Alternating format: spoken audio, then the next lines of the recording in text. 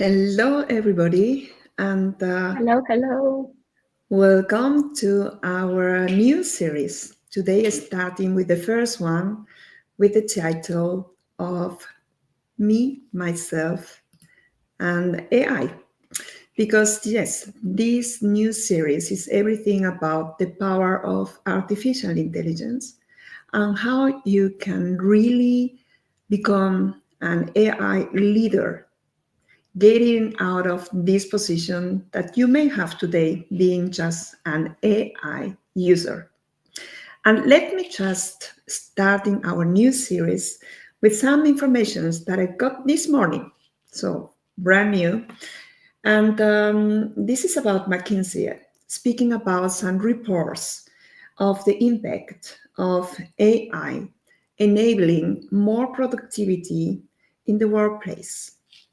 And McKinsey reports that one manufacturing company that opened at the cutting edge factory 6 months ago, output per worker has already increased by 35% thanks to the automation of some routine tasks.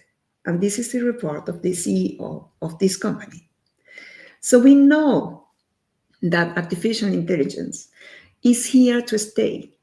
And even if there are some voices saying that AI is taking out our jobs, we need to reframe this information or this belief because this is not AI replacing our jobs.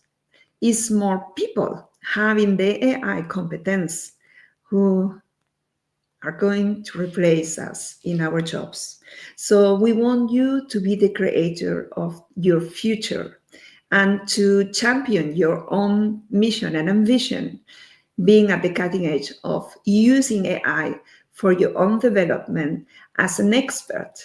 And for sure, being here with Net4Tech, we also want you, women, to be more active and to leverage the representation of women in the technical area, also upskilling yourself with all the AI competencies. So, taking a look at this newsletter and the latest information coming this morning from McKinsey, they report about a lack of training. And they say while employees are ready for artificial intelligence, the McKinsey research reveals that the biggest barrier to success is leadership. Nearly half of employees in the survey also say they want more formal training and believe it is the best way to increase AI adoption. So, Valeria, this is the reason why we are here together, right? And we have decided with the Net4Tech community and you being as well one of our premium members to share our knowledge and to share not only knowledge but also really best practices. Starting with this wonderful stream series, we are going to drive every first Tuesday of the month. And having said that, I would like you, Valeria, to introduce yourself and say hello. Thank you, Begonia. Yeah, it's what you just mentioned, the quote from McKinsey report. I believe it to be true. I believe there is also a lack of training or structured training. What I also observe in my practice, in my consulting business, is that people often fall into two categories. Some people would have a lot of fear, or they would think, oh, it will replace me. And some people would think, AI can do everything. But the truth is somewhere in the middle. And the truth is in experimenting, in finding the use cases that work for you and trying to integrate it in a practical ways into your day-to-day business. And yeah, my name is Valeria Bilkevich. I'm a founder and AI trainer, AI consultant at AIMS, AI Made Simple. I'm typically working with businesses around sales, marketing, productivity use cases, and implementing also AI-powered automation and agents. I'm also an AI trainer, so I'm also training the teams, or I'm also doing the courses on Coursera, for example, about the practical AI applications or Gen AI and automation applications. And I'm happy to share also my experiences today. I'm happy to start this series together. Yeah, thank you for being here, Valeria. short introduction of myself as well. My name is Begonia Verayo. I am the managing director of Y Consult, which is a community-driven consultancy, helping companies, teams, and talents to unlock the power of diversity, booster and catalyst for innovation and change. And I am also the founder of Net for Tech, a global ecosystem and a global community with humans supporting our bold mission to bridge the gender gap in technology while lifting female careers with the power of the community. I am a tech enthusiast and an early adopter, an innovator, and a game changer of the narrative of women in tech nowadays and beyond.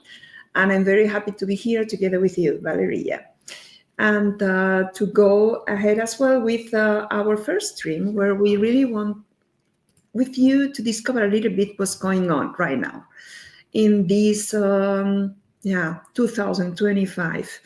Now, beginning of February, after a month of January, I would say this was an amazing, incredible development, and that shows exactly the power of artificial intelligence. So we are going to start with the question: what's new in AI? We would like to go with you through the key AI trends for this year, some kind of must-have AI competencies, and we will end this stream inviting you to join our Gen AI leadership roadmap we have designed with Net4Tech and Valeria. So having said that, I will say that Valeria was new in AI, and I don't know, I think I would like to start. We decided, or we discussed that. So I think we are going to have a kind of nice introduction if we speak about what's going on 2025 around artificial intelligence. Okay?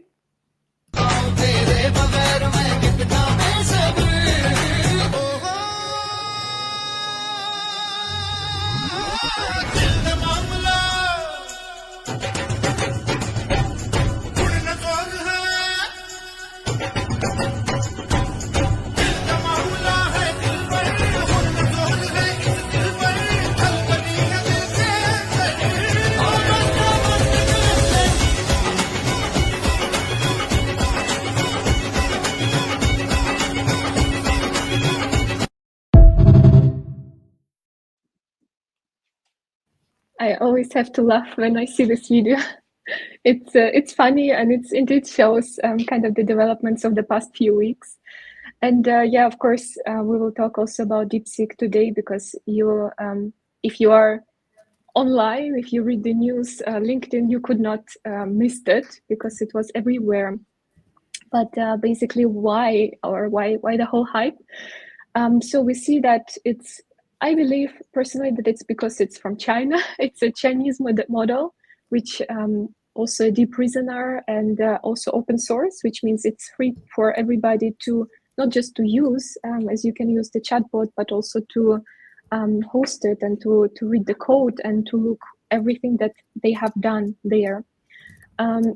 I did a lot of research as well, and actually the techniques that they're using, they're not new. So they're using like reinforcement learning or model distillation. It's something that Gemini or Google have been doing. It's something that OpenAI is also doing with its new models. But the whole hype came from, I guess, from it being from China, being much cheaper, or assumed that it's cheaper. And yeah, users just jumping on it and trying things out. But yeah, I think it's a practical session. I wanted to show you because I think it's generally, we see this shift currently with the so-called reasoning models that are coming more and more often. And by reasoning models, for example, R1 of DeepSeek, it's a reasoner, but also O1 or O3, the new OpenAI models, these are also reasoning models. You can find them if you go to your ChatGPT chat. They're free for everybody to use. And the main difference is that they actually think before giving the answer. So typically in the past, if you would ask ChatGPT, write me a poem, it would just start writing. But currently it would first think about it. It might actually ask you questions before starting to write, and then it will provide you a response. And let me demonstrate it shortly, so that you understand what I mean. We also want to talk a little bit about prompting today, because prompt engineering, everybody's talking about it nowadays, or probably already best practices of prompt engineering. The thing is that they change a bit with these new reasoning models, and you actually have to prompt a bit differently. But let me just first give you an example. Let's say you're a world-class marketing executive, and your task is to define my ICP, ideal customer persona. So let's try it with DeepSeek. And what I want to demonstrate is that it did not start writing, actually, right? It first thought about it, kind of, and it said, hey, I will be happy to help, but I need these questions, because obviously I don't know your business. I don't know what's your target market and pain points and buying behaviors and so on. If we would try it actually in ChatGPT, let's do it together.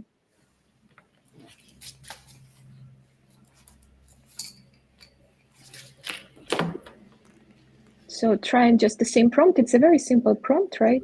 We did not do much effort to write it.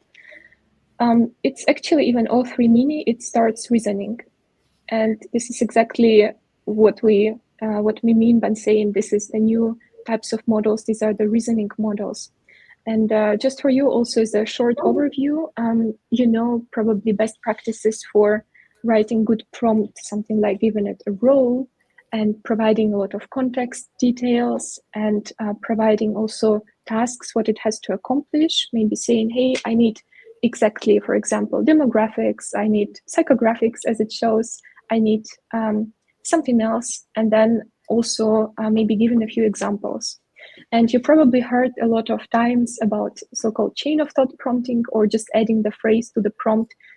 Think about it step by step before you start writing.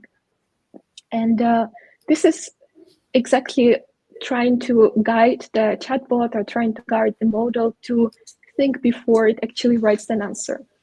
Well, with these new models, the prompts can be actually much shorter, because it's already inherent, this kind of chain of thought, or this thinking about the problem step by step. It already has it within them. So as you can see, live, it was reasoning for 33 seconds before giving the answer. So you don't even need to have a very big prompt. You don't even need to say, hey, think about it step by step before writing an answer, because it already does it by its own. And actually, what I learned from my practical experiences, a rather shorter prompt and more concise and precise prompts, of course, still with context, they would work better actually for these types of models. So this is a more practical part, but Begonia, what do you think about this new model, or what do you think about the DeepSeek in precisely, and maybe also about their privacy policies, and because there are many concerns as well from the users? Yes, definitely. And it was, for me, it's like a hype, right? It shows the potential we have behind AI, and it shows how rapidly we can shift the geopolitical power about this new technology from the US towards China. However, I still see as a user, and I love this movie because this was like, I feel being a user and an AI leader, like also taking about the opportunities and the performance of the different tools we have available. And I am a fan of ChatGPT and a user since the very beginning. And now checking what DeepSeek is offering. I guess, yes, I was one of the very first one trying to download on the Monday. They were live, and it was like waiting almost 48 hours to get the right code and to get the app in the phone. and then try to experiment and explore the opportunities. Was like every time was like, I'm sorry for that, but I now do not have the capacity to respond to your questions, right? So it's a hype, and it is as well a call to action for everyone. And it's a call to action to start really setting the foundation, and also to define your own values when you start working with. Because very interesting, but the week later, I've got as well this email from Perplexity, where I am a user as well for now more than 1 year. And they are excited to announce that they are working with DeepSeek. Um, However, they also write very clear that the model is hosted on servers based in the US and Europe, meaning that our data is not shared with the model provider or with China. So, reading this letter coming from Perplexity, an US based AI solution, shows how sensitive the topic of data and the topic of safety it is using those models, right? So therefore, I would say yes, early adopters, but yes, conscious adapters and conscious users and leaders of AI. And this is, I think, one of the major topics. I see in the chat that we have some of the people being in the World Economic Forum in Davos over last week. I have to think twice when it was, because I was there the whole week, and it's like it's still yesterday with so many impressions. But this was a very clear topic and trend for 2025. And this is, yes, AI is here and it's a powerful instrument. And yes, we definitely need to take attention how we use it. And we definitely need to increase the representation of women being the creators, being the leaders of this artificial intelligence environment, in order to solve the complex problems we are facing with this rapidly development, right? And this is also one of the major trends we want to take care of together, Valeria. Yeah, I agree with you. And I agree that I would recommend everybody also listening to this live stream to just also maybe take DeepSeek privacy policy. It's available online, and run it through, Claude or ChatGPT, and asking, hey, is there anything I should worry about if I'm using DeepSeek, the chatbot? And then you will see that they do something like keystroke monitoring, which means they kind of monitor how you type, and they might share the data with service providers for also targeting purposes. But again, it's not just the DeepSeek. It's something because it's from China and it's also partially censored. Users are worrying, and the businesses I work with worrying as well. But we actually have to think about it, about every AI tool we use, because we share a lot of data. ChatGPT, if you ask it, it will know so many things about you, because it will remember many things, many discussions. And we have to be really careful, especially also when given access to our different emails and calendar and so on, for the sake of productivity. So I think this kind of critical thinking, and before jumping on think, it's also for us as a humans, it's important. We were saying, hey, it's even AI models are now critically thinking and reasoning before jumping to conclusions, but this is something we have to learn as well, while actually communicating with these tools, right? Also not taking all of their responses as a truth, as a source of truth, but rather saying, hey, okay, does it actually make sense? Shall I maybe double check at some other sources? So I think this is one of the competencies that we will see, and that actually the leaders in AI need to have. Definitely. If we go ahead with the key AI trends for 2025, I think one of the other hot topics for the beginning of the year was this kind of a statement. We are going to have a new HR manager in companies, and this person is going to be an engineer, because we now are going to have the new colleagues, which are the AI agents, right? This is a completely new way of thinking. And I think They were in Davos, they were in Munich at the DLD conference. We had the robots. I think robotic is also one of the major trends combined with AI. It's a powerful new, yeah, I would say force, maybe workforce as well. We can call that workforce. Mhm. And this is also disrupting completely the way we work, the way we interact, and the way we also lead, not only ourselves, but also our teams, if we think that we are going to have these new colleagues. What are your thoughts on that, Valeria? Yeah, thank you, Begonia. I agree with you. I agree that agents, so everybody's talking about agents, starting from Sam Altman and moving to the bigger organizations as well. And even smaller ones are trying to experiment and implement the agents for rather simple tasks for now. But the capabilities will improve, of course, and will evolve with time.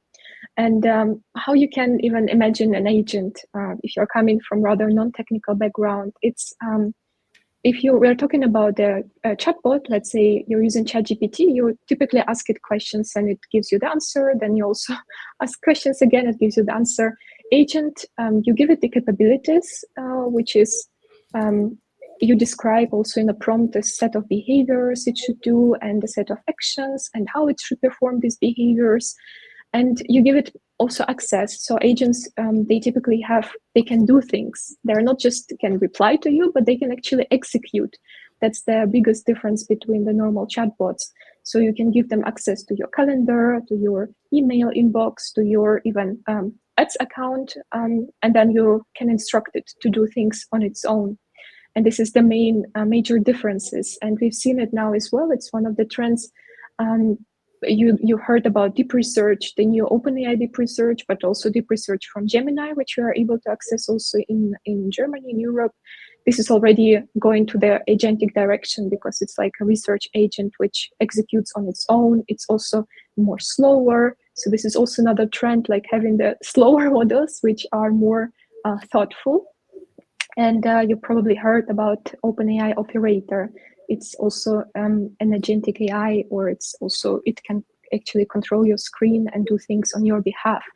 And this is what we are entering also in the bigger organizations. And here I think it's important when we talk about the competences, as I mentioned, it's not that the agents will replace team, but it will be very specialized agents for now because they cannot do all of the tasks. So they will be developed for very special use cases and they have to be monitored. And there must be a human in the loop and actually an expert to understand whether what the agent does is right or wrong, to be able to evaluate it and estimate it. So again, critical thinking and the expertise and education is required to understand, okay, what can I even rely on these outputs, when can I not rely, what should I double check, and so on. I think it's very, very important, and we will see it more also in the coming months. Yeah, I see there are a lot of comments as well concerning the new capabilities, the new AI competencies, or we know of the future skills, and I think critical thinking is one of the first one. It's written here many times, and you mentioned already. And I love this mindset that anytime you write a prompt, you are creating a new reality. So that means we are not only users, like, we can be social media consumers, we can be a user of an iPhone or a cell phone. But coming into the space of AI, we are not just consumers, we are conscious users. And this is a completely new way of thinking, because if we realize that AI is the new internet, if we position ourselves in the or the early 90s, we are now in the first quarter of the 21st century, actually, and we should be conscious that we are creators. We are creating new realities while prompting. And this is very powerful, right? And therefore, I get this kind of, I don't know, empowerment, if I talk Yeah, like that with myself as well, because it's like an excitement, right? And at the yeah, same time, it's absolutely. also this great opportunity. And at the same time, it's a huge ocean of opportunities, and we can get lost very, very rapidly, right? And I think one of the trends 2025 is also to to focus to focus on what is important for every single one, to develop the consciousness as a leader, the consciousness about my values, the consciousness about my skills, the consciousness about my critical thinking, which is great. I think who was writing? Dennis Frank, you were writing that critical thinking was something that was got lost for many people, right? And okay, we now have the Yeah, opportunity to start thinking yeah, again, right? exactly, exactly. And Begonia, I love the probably if you're in the AI space, you know Ethan Mollick. He's a Wharton School professor, and he writes a lot about AI. He's also a researcher, and he was writing recently, like, what are the AI skills of the future leaders? And then he was like elaborating on it. Well, nobody can define it, but AI skills seem to be skills of a good managers. You have to know when to delegate. You have to know what are the strengths and the weaknesses. It's a skills of a project management, and it resonated with me a lot because indeed, like you cannot put AI in the center and let it decide. You're actually the one who has to make the decision, and you have to guide it and evaluate the outputs and provide more context and all of these things. This actually again what makes us human will be more and more important. Definitely. And just taking a look at the time and what we really want to cover today, I think I would love to finish with the last point because, as I mentioned, training, upskilling yourself, empower yourself with the right competencies in AI is definitely the key solution for everyone to become an AI leader. And we have discussed that, and we have this bold mission really to empower women and to empower humans to become leaders with the latest technologies, because technology is also a solution how we can bridge the gender gap in technology. And here I think I would like to present and introduce the Leadership Roadmap 2025 we have created to support all the leaders to be a great creator and a great leader while using and creating and unlocking the power of the artificial intelligence. And how do you want to go through and present the roadmap, Yes, sure, Valeria? sure, absolutely. Absolutely. So we have 9 comprehensive modules that will start from the foundation, which is prompting mastery. And as you can see, you may already know a lot, but it's changing as well. And the way we prompt, it's changing with every model. And there we want to talk about the differences between different chatbots, when to use each. At the end, it's not about just using one AI tool, it's about using them strategically and adapted to your use cases.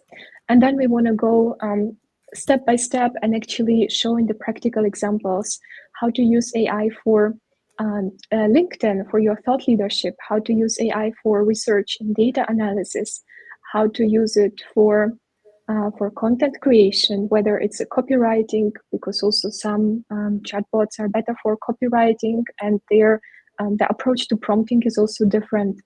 How to use it for content creation when it comes to, for example, pitch deck creation, which involves both the research, the creation of visuals or videos or narration-based avatars, and actually putting it all together.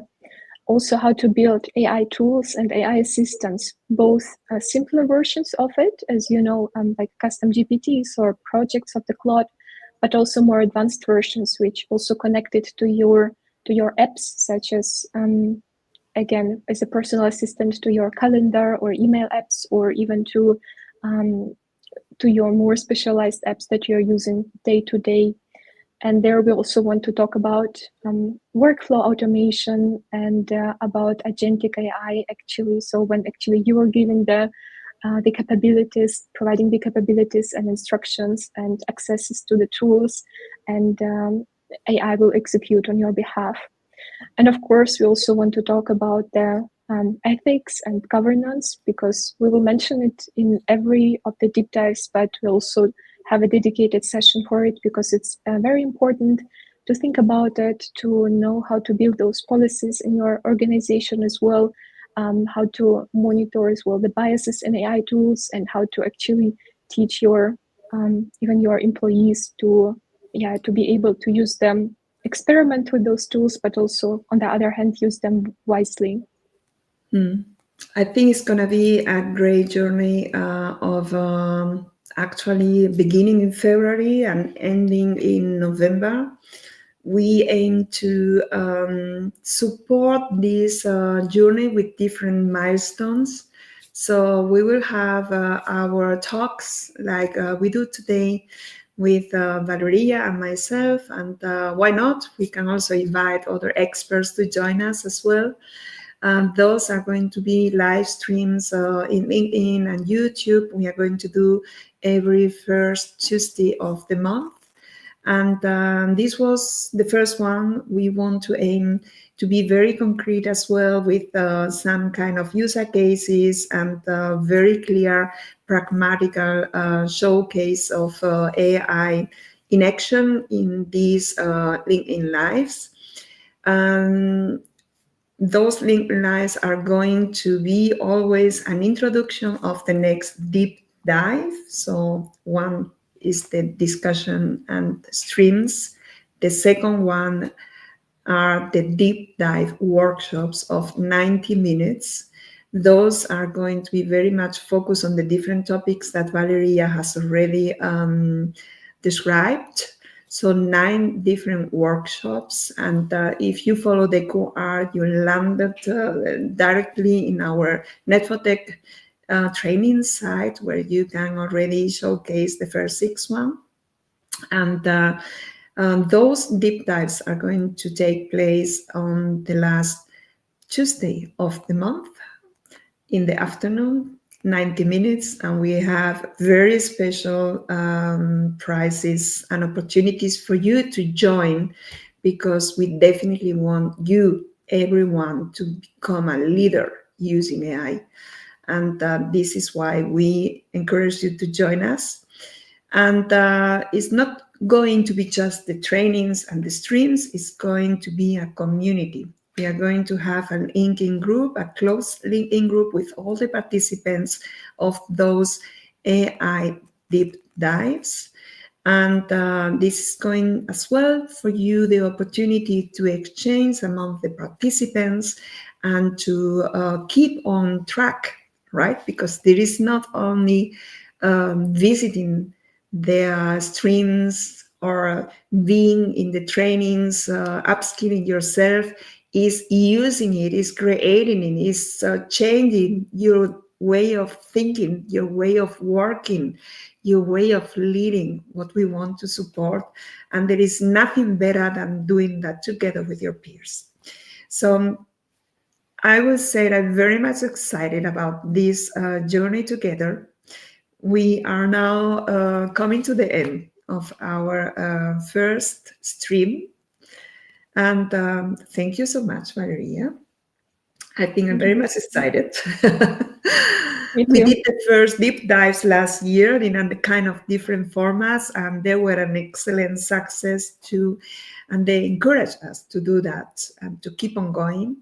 So I invite you to join us, to be part of those streams, and to be one of the leaders in AI we want to welcome as a future creator with Net4Tech and beyond. Thank you. Thank you very much, Valeria, for being here, and thank you very much for everyone following us today. and all of those who are going to see the stream later. And keep on posting, keep on following us, and please connect as well with the Net for Tech community. Also, if you want, with our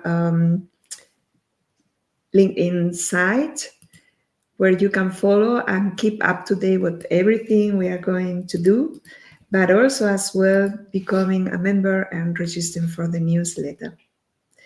So having said that, I will say thank you so much, Valeria, for having these amazing Thank you, Begonia. Yeah, it was a very good conversations, and I think we have also many comments and many active participants. So it, yeah, thank you all for coming, and see you next month. See you. Bye-bye. Bye.